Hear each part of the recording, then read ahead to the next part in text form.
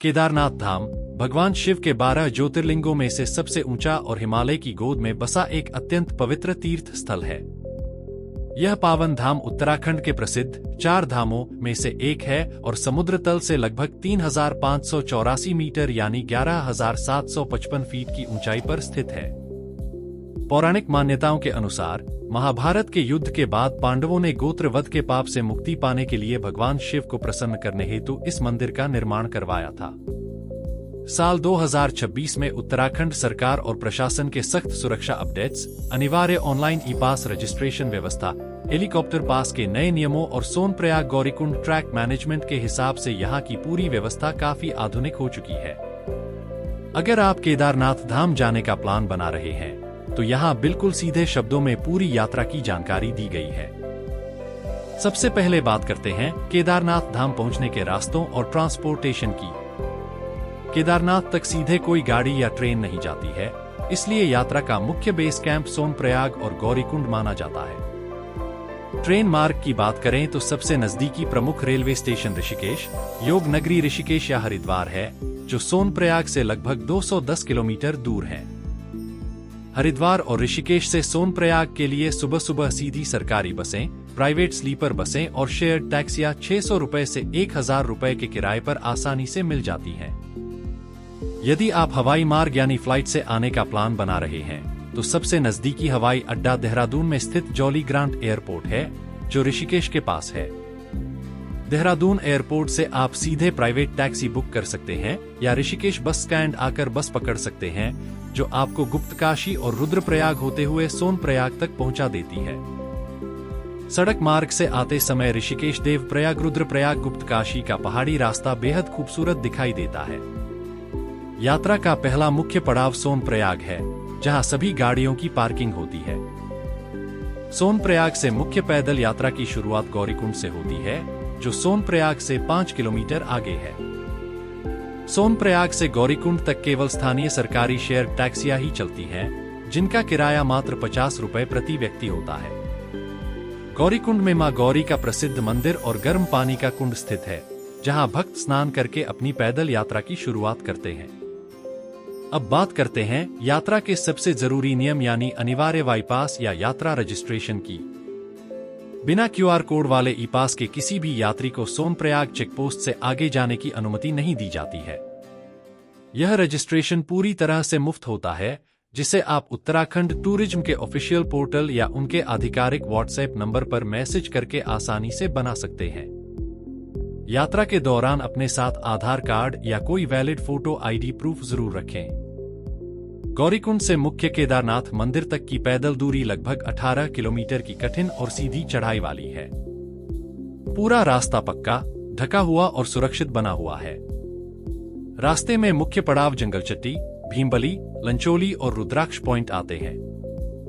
रास्ते भर पानी के फिल्टर, शौचालय, आराम करने के लिए शेड्स और छोटे छोटे टी स्टॉल्स बने हुए हैं, जहां आप चाय, मैगी और बिस्किट ले सकते हैं।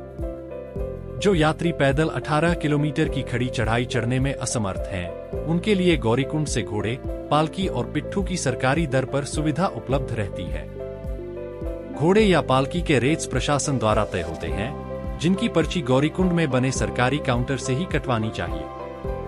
पैदल चलने वाले यात्रियों को सुबह तड़के 4 से 5 बजे के बीच गौरीकुंड से निकलना चाहिए, ताकि वे दोपहर या शाम तक आराम से मंदिर परिसर पहुंच सकें।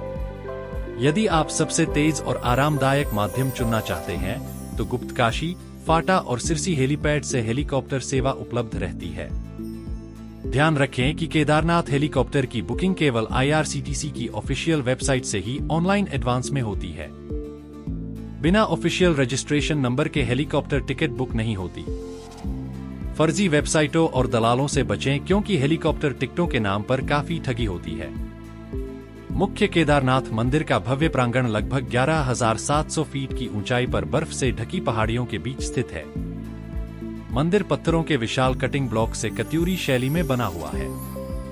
कपाट खुलने के समय में यहाँ रोज हजारों भक्त दर्शन के लिए पहुँचते हैं। मंदिर परिसर सुबह 4 बजे खुलता है और रात को 9 बजे बंद होता है।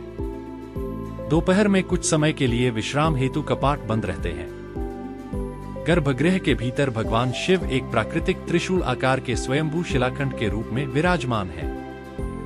दर्शनार्थी कतार में लगकर गर्भगृह के पास से गुजरते हुए बाबा के पावन रूप के दर्शन करते हैं और आशीर्वाद लेते हैं। मंदिर के ठीक पीछे वही ऐतिहासिक भीमशिला स्थित है, जिसने 2013 की भीषण जल प्रलय और मलबे के वक्त मुख्य मंदिर की ढाल बनकर रक्षा की थी। इस भीमशिला की पूजा करना भी श्रद्धालुओं के लिए विशेष महत्व रखता है। केदारनाथ मंदिर परिसर से मात्र 500 मीटर की ऊंचाई पर भैरवनाथ मंदिर स्थित है। मान्यता है कि जब सर्दियों में केदारनाथ धाम के कपाट बंद हो जाते हैं और भारी बर्फबारी होती है, तब भगवान भैरवनाथ ही इस पूरे क्षेत्र की रक्षा करते हैं। केदारनाथ दर्शन के बाद भैरव मंदिर जाकर माथा टेकना बहुत शुभ और अनिवार्य माना जाता है। वहां से नीचे घाटी और केदारनाथ मंदिर का 360 डिग्री व्यू बेहद मंत्रमुग्ध कर देने वाला दिखाई देता है। सर्दियों के मौसम में केदारनाथ का तापमान माइनस में चला जाता है और हवा में ऑक्सीजन का स्तर कम हो जाता है। इसलिए अपनी स्वास्थ्य सुरक्षा का ध्यान रखना सबसे महत्वपूर्ण है। अपने साथ heavy woollen thermals, down jacket, waterproof trekking shoes, raincoat या छाता, दस्ताने, वूलन कैप और अपनी जरूरी दवाइयां साथ जरूर रखें। रहने और ठहरने की व्यावहारिक व्यवस्था की बात करें तो सोनप्रयाग, गुप्तकाशी और केदारनाथ धाम ऊपर मंदिर परिसर के पास में GMVN के कॉटेज, सरकारी टेंट सिटी और प्राइवेट लॉज बने हुए हैं। केदारनाथ धाम के ऊपर टेंट या कॉटेज का किराया 800 रुपए से 1500 रुपए प्रति बेड होता है। अगर आप कम बजट में रुकना चाहते हैं तो सोनप्रयाग या गुप्तकाशी में रुकना ज्यादा आसान रहता है। खाने पीने के मामले में गुप्तकाशी से लेकर केदारनाथ धाम तक पूरा रास्ता शुद्ध शाकाहारी और सात्विक है। मंदिर परिसर के आसपास ढेरों छोटे भोजनालय और लंगर हैं, जहां 150 रुपए से 200 रुपए में सिंपल वेज थाली मिल जाती है। ट्रैकिंग के दौरान अपने पास खजूर, चॉकलेट्स और इलेक्ट्रोल पाउडर जरूर रखें ताकि रास्ते में तुरंत एनर्जी मिलती रहे।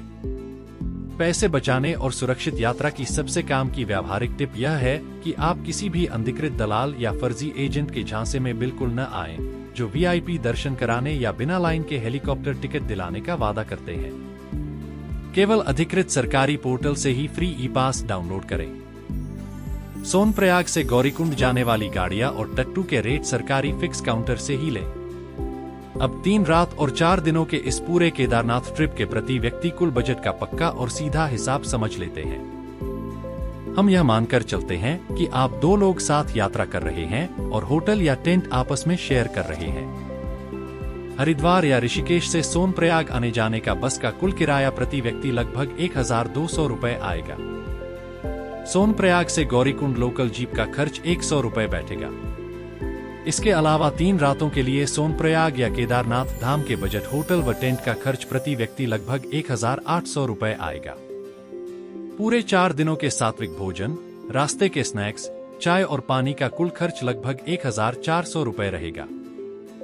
बाकी बचे 500 रुपए आप प्रसाद और छोटे मोटे लोकल खर्चों के लिए अलग रख सकते हैं। इस प्रकार बिना किसी फिजूल खर्ची के बिल्कुल पैदल चढ़ाई करके बजट तरीके से इस पूरी पावन यात्रा को पूरा करने का कुल खर्च प्रति व्यक्ति मात्र 5000 रुपए के आसपास आता है। केदारनाथ जाने के लिए सबसे बेस्ट मौसम मई से जून और मानसून के बाद सितंबर से अक्टूबर का समय माना जाता है। जुलाई और अगस्त के भारी मानसून में पहाड़ों पर लैंडस्लाइड का खतरा रहता है, इसलिए उस समय यात्रा से बचना चाहिए। सर्दियों में कपाट बंद होने के बाद बाबा की चल विग्रह मूर्ति को उखीमठ के ओंकारेश्वर मंदिर में विराजमान किया जाता है, जहां सर्दियों में 6 महीने पूजा होती है। अगर इस केदारनाथ यात्रा, ई-पास पंजीकरण, हेलीकॉप्टर पास बुकिंग, GMVN टेंट कॉटेज या रास्ते के अपडेट्स को लेकर आपके मन में कोई भी व्यावहारिक सवाल है तो आप नीचे कमेंट बॉक्स में लिख सकते हैं। मैं उसका सीधा जवाब देने की पूरी कोशिश करूंगा।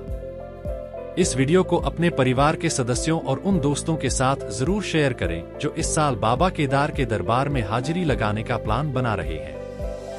यात्राओं की ऐसी ही व्यावहारिक, सच्ची और बिल्कुल सटीक जानकारियों के लिए हमारे चैनल ट्रेवल विद ध्रुव को सब्सक्राइब कर लें और बेल आइकन दबाना बिल्कुल मत भूलना। मिलते हैं बहुत जल्द एक और नई मुकम्मल यात्रा में। तब तक के लिए धन्यवाद। सुरक्षित यात्रा करें। जय बाबा केदार। हर हर महादेव।